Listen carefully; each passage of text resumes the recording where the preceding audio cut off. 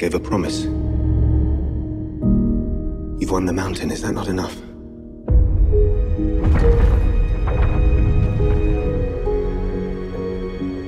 Now, we defend it. I came to reclaim something of mine. Force est de constater que c'est une déception parce que le film a rien à raconter en fait. Le film c'est 2h30 d'une bataille, en fait c'est la scène finale du 2 qui est rallongée sur 2h30.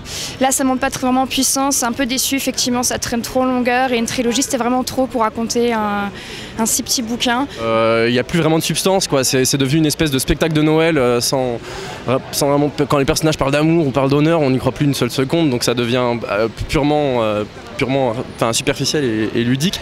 Il arrive en 2 heures à faire en sorte que ça ne ressemble pas au Retour du Roi, à insuffler 1000 choses dans l'histoire alors que ce n'est que 2 heures de scènes d'action non-stop. Et du coup le film raconte rien, les scènes d'action sont géniales, hein, comme toujours chez Jackson, il y a des idées de partout, c'est super beau.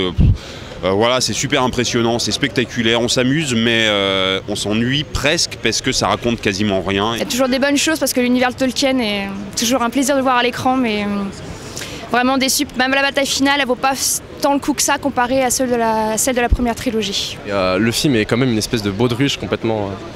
Enfin, c'est vraiment devenu de la grenadine quoi, c'est plus du tout un film épique. C'est avec ce film qu'on réalise qu'il aurait pu très bien condenser le Hobbit en 2 films.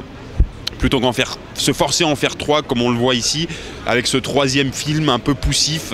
On pensait qu'il y aurait sans doute un énorme adieu à la Terre du Milieu, un truc larmoyant un peu. Et finalement il finit dans la sobriété et pourtant c'est hyper efficace. Il suffit d'une petite scène qu'on connaît déjà en contre-champ, 2 répliques et c'est parfait. Et c'était très très bien.